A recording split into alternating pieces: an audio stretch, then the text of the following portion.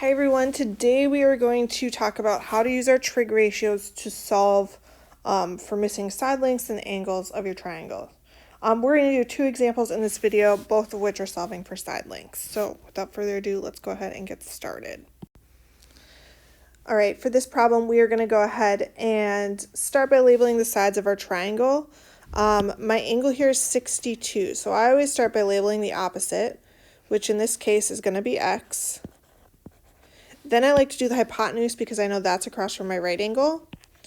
So this one's going to be my hypotenuse. And then the last one, which is going to be 16, is my adjacent side. And then I want to look at which sides I have and which trig function I'll use. So I notice that we have opposite, we have adjacent. So we have OA, and OA goes with T, which means I'm going to use tangent. So you can write tan, or you can write tangent here. Now remember, when I'm using tangent, we're doing tangent of theta equals your opposite, because O came first, over adjacent. So theta, remember, is your angle, so this is actually going to be 62, and then we'll plug in the side lengths we know too. So my equation is going to be tangent of 62 equals, and then we know it's going to be opposite over adjacent. And then we'll plug in our numbers in the next step. So we have tangent of 62. My opposite side is x. My adjacent side is 16. And then from here, I just need to get x by itself. So notice on the right side, you have x divided by 16. So the opposite of dividing is multiplying. So we're going to multiply both sides by 16. When I do that on the right, my 16s cancel. We're just left with x equals, and then we write the 16 out front, 16 tangent of 62. Now at this point, you're going to go ahead and type it into a calculator. All right, so I have my calculator. One thing to note is that when I do this, every time I do it, I'm going to check my mode. As long as you keep your calculator open and in the same tab, your mode will already be set for you. So you probably only have to do this once when you're doing your homework, but I'm just going to show you every time so you know how to do it. So without further ado, let's look at how we enter this into our calculator. So again, I'm going to click mode and scroll down to where it says radians, and we want to switch it to degrees, so I arrow over and press enter. Then we're going to do second quit to exit, and we're going to type in our answer, 16 tangent of 62. You can close your parenthesis if you want, or just hit enter, and my final answer is going to be 30.091. If I round that to one decimal, we have 30.09.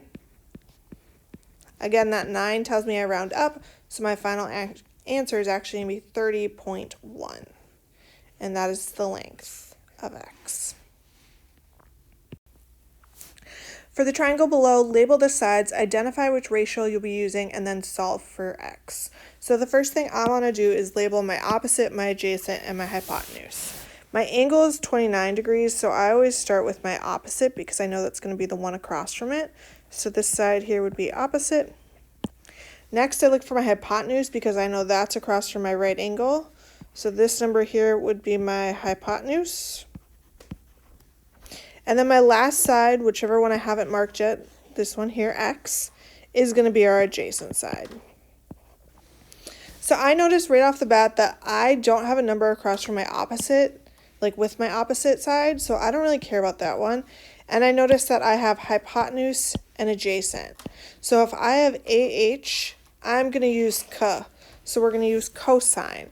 So underneath which ratio would you be using? You're going to use cosine. You can just write cos. You can spell it all out if you want. It doesn't really matter. Now remember, when you're setting up these ratios, my little SOHCAHTOA thing tells me that cosine of theta equals adjacent over hypotenuse. Theta, remember, stands for your angle. So in this case, my angle is 29. So when I set up my equation, I'm going to do cosine of 29 degrees equals, and then we want to have our adjacent side on top and our hypotenuse on the bottom. If I plug in the numbers I know, we have cosine of 29 equals, my adjacent side is x, and then my hypotenuse is 20.1. From here, we're trying to get x by itself, so I'm going to go ahead and multiply both sides by 20.2. When I do that, I'm just going to write it out front, so we're going to have 20.2 cosine of 29. And that's going to be our final answer. Now, it's not really our final answer because we still need to type it into our calculator. All right, from here we just need to plug everything into our calculator. I already done that, so I'm going to go ahead and talk you through that process. So the first thing I need to check on my calculator is the mode. Again, I'm going to hit that mode button, go down and make sure it's on degrees, and then get second quit to exit it. Then we're going to type in 20.2 cosine of 29.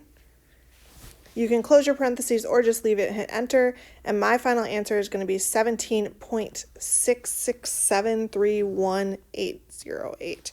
We're going to round that to 1 decimal point, so since it was 17.66, that second 6 tells me to round up, and my final answer is going to be 17.7.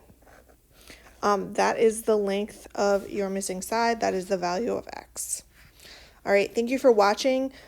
Please make sure you fill out your interactive notebook, and then you can go on to your next video.